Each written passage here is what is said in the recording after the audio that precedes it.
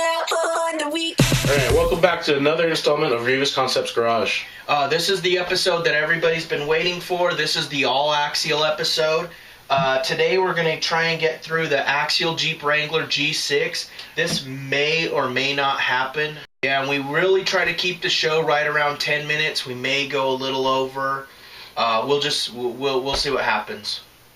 If any of you have broken a plastic axle part of the trail, you know it's pretty frustrating, so we're going to eliminate that right now. We're going to go straight to aluminum knuckles, C-hubs, and rear lockouts. And Revis also chose to go with beef tubes. What these do is they strengthen plastic axles as well as add that weight down low where you really need them. So this will save you a lot of money instead of spending big bucks on a set of aluminum axles. Yeah, that's for sure. Something else I'm going to go with is the overdrive gears from Axial. Goes up front, spins the front wheels faster, helps with turning. I'm still undecided on the dig unit, so that may or may not happen. We'll just have to see.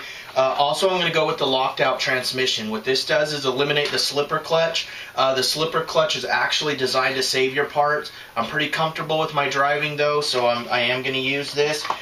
Something else I'm going to do is the metal gear set.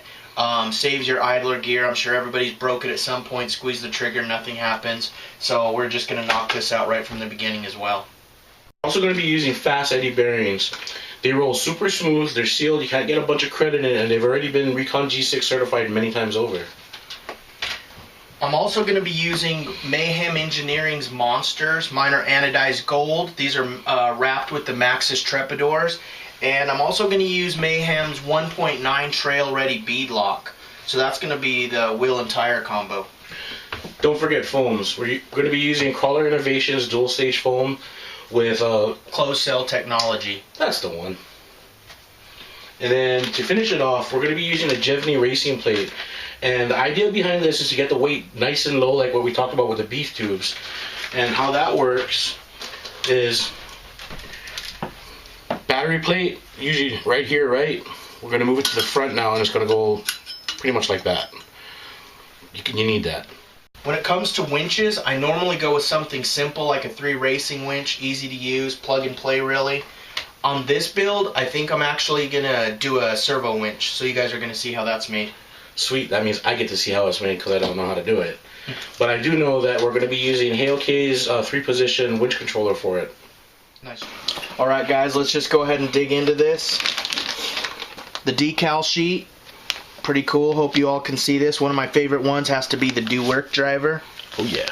Parker's favorite.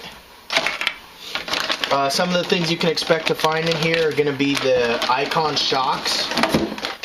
The really cool light bar. Can't wait to get that together. Going to stay with the Maxxis Trepadors. And the part I'm sure you've all been waiting for is the body. 2-door, dovetailed, really cool. I cannot wait to get this painted.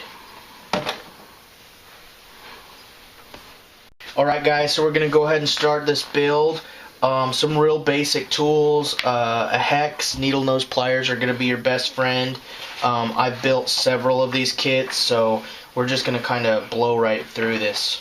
I won't bore you with the small stuff. If you follow the instructions, it tells you to start with the front axle, so we're going to get to use some of the upgrades right from the get-go. The overdrive set, the knuckles, C-hubs, the beef tubes, I'm going to show you how to do those real quick, and then the bearings.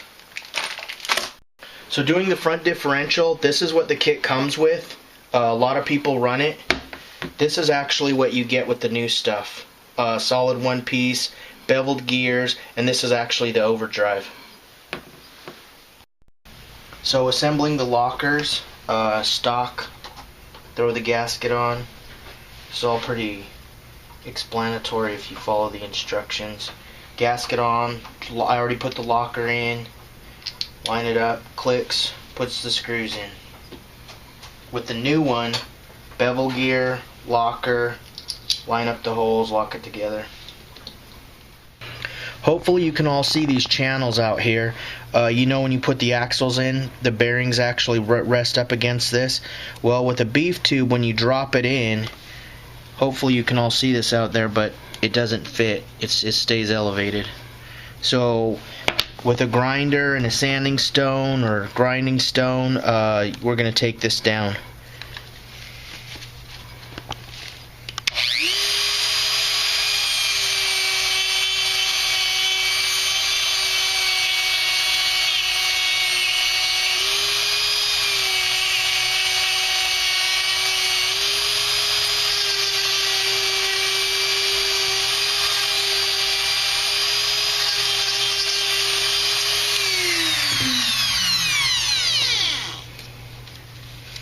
So you can see I've taken this channel down, drop in the beef tube. Hopefully you're able to see this out there, but it actually fits in there nice and snug now. This backside's elevated a little bit, so we're going to go ahead and open up this last one a little bit more.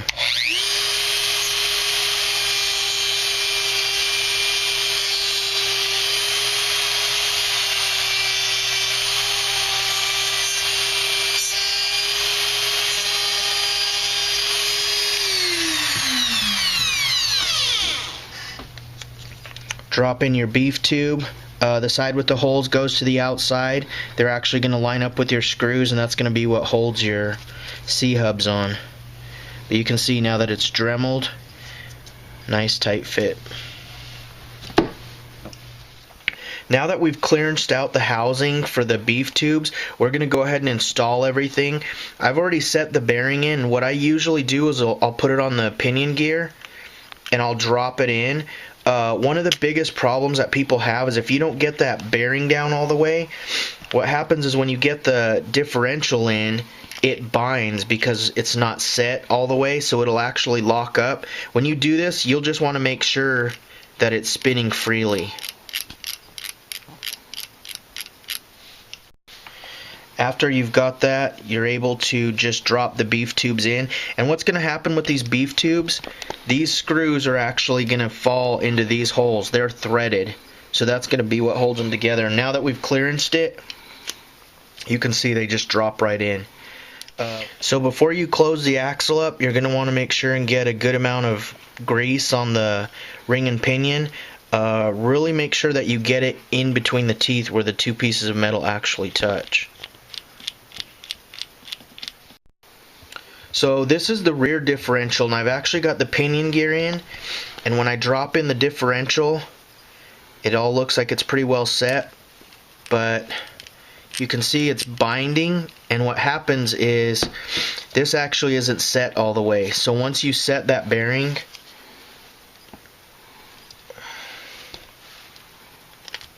drop the differential in, it should be free.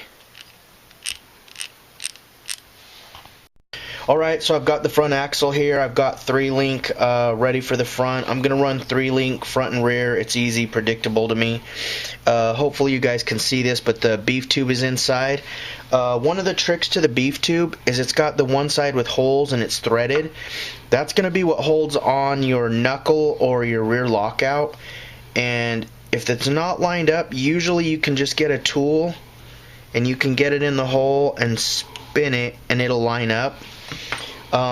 Get your knuckle on. I'm using Axial CVDs just for the steering because I'm doing something kind of trick on this one.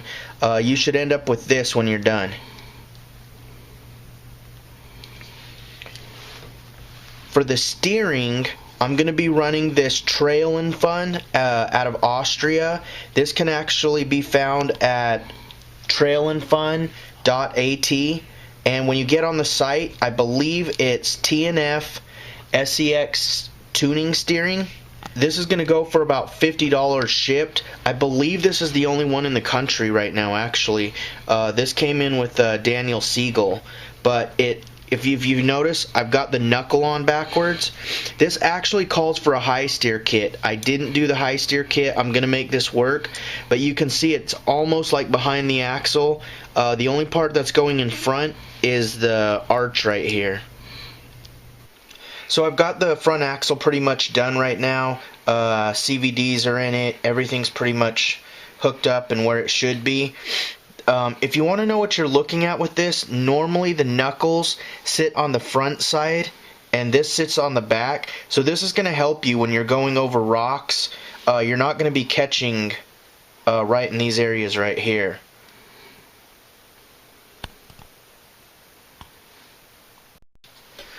So I've got the rear axle pretty much buttoned up. It has the beef tube in both sides. It's been shaved down.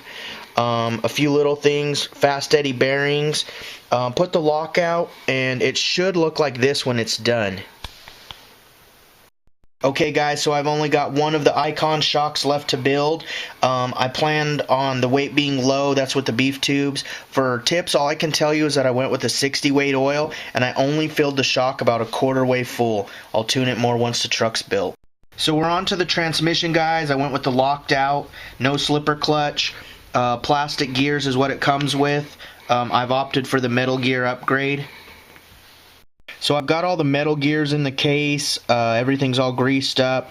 You can see that it meshes up perfectly. So we're onto the chassis. I've just got this one side of the chassis rail to get on, and it will be complete when it's done. Should look like so with the shock towers. Transmission's built, so it'll go in next. So in mounting the Jevny racing plate, I'm finding that you need to drill this back hole out a little bit. The front fit's fine.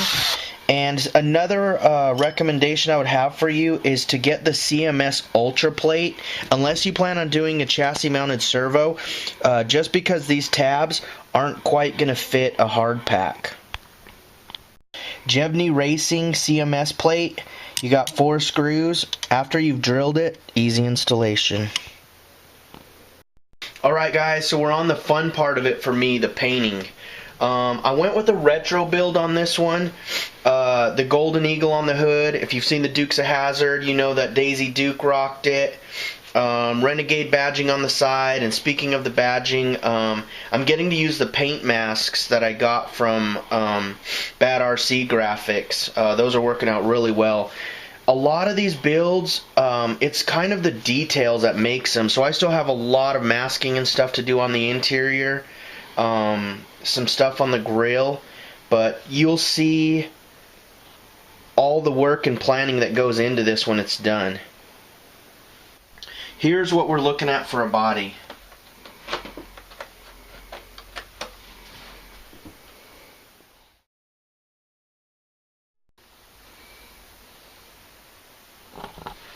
Some of the things left to do, I'm going to put tail lights in it. Hopefully you guys can all see this. I still have tape over the gauges. I'm going to make the gauge cluster work. I still have some detail work to do in the back.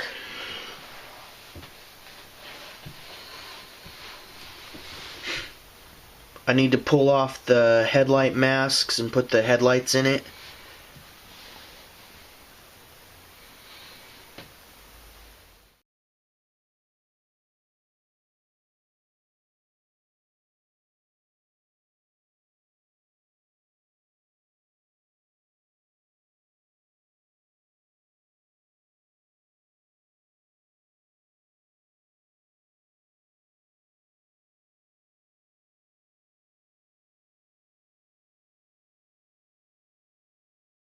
The G6 family stretches all over the globe. If you don't know or haven't heard, I haven't heard. We have drivers from Austria, Switzerland, Illinois, Arkansas. You know, we have them all over. Hawaii. We have G6ers in Hawaii. So mad love, aloha to the 808 Ohana. We even went to Canada. Hey. It had me scratching my head going, what's this all about? Canadian G6ers are off the chain. And we really got up there with a ton of help from Scale Freak, a.k.a. Joe Ferguson, a.k.a. Average Joe's RC, but not so average, because this is one of the coolest cats I've ever met. His RC knowledge is just unbelievable. I have no idea how he attained so much knowledge and information, but man, we had so much fun. We went out and had poutine, we mountain biked. Tea freak. I've learned so much about tea. We went to a place and it's like, oh no, don't touch it. It's got a stipple or something. It's got to soak. That's what it does. It soaks in this cup, and it's incredible. All right. Speaking of Joe Ferguson, you guys need to check him out on YouTube, at Joe Ferguson, Average Joe's. He does bench questions, a lot of technical stuff. Follow, like, comment, share. Oh yeah. Sub. You got to sub. too. So thanks, Axial. I love you guys. And for you RC enthusiasts, you're going to love this rig.